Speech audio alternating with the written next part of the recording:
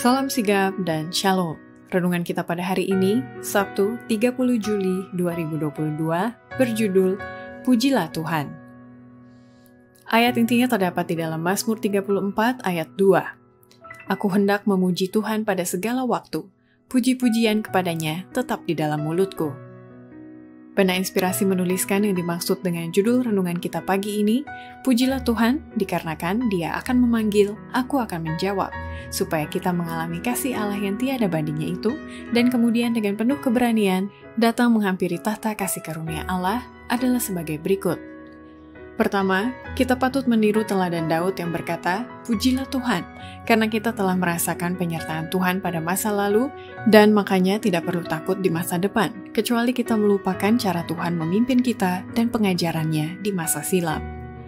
Dalam mengenang sejarah kita yang lalu, setelah menjalani setiap langkah maju sampai kepada keadaan kita sekarang ini, saya dapat berkata, Pujilah Allah.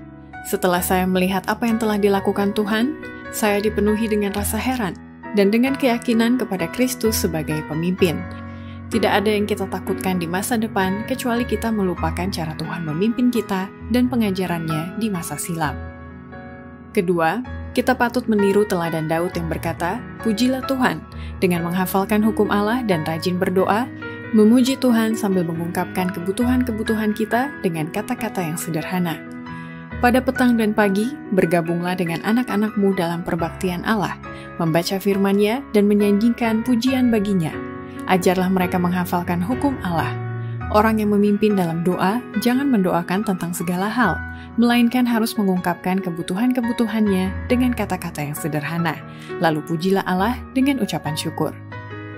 Ketiga, kita patut meniru teladan Daud yang berkata, Pujilah Tuhan, dengan memakai alat-alat musik pada saat upacara-upacara perbaktian pemuji Allah atau seperti upacara-upacara rohani pada zaman purba yang menggunakan kecapi dan ceracap. Pemakaian alat-alat musik tidak sama sekali ditolak.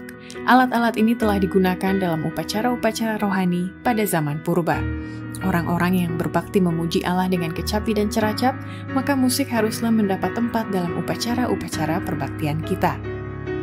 Keempat, kita patut meniru teladan Daud yang berkata, Pujilah Tuhan, dengan melakukan suatu gerakan pembaruan yang besar di kalangan umat Allah, melalui penyembuhan dan mujizat-mujizat seperti yang dinyatakannya lewat umat Allah sebelum hari Pentakosta yang besar itu tiba. Dalam hayal pada malam hari itu, gambaran-gambaran lewat di hadapan saya tentang suatu gerakan pembaruan yang besar di kalangan umat Allah. Banyak orang yang sedang memuji Allah. Orang sakit disembuhkan, dan mujizat-mujizat lain diadakan.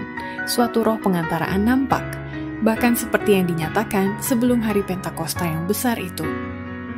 Demikianlah renungan kita pada hari ini, kiranya Tuhan memberkati kita semua.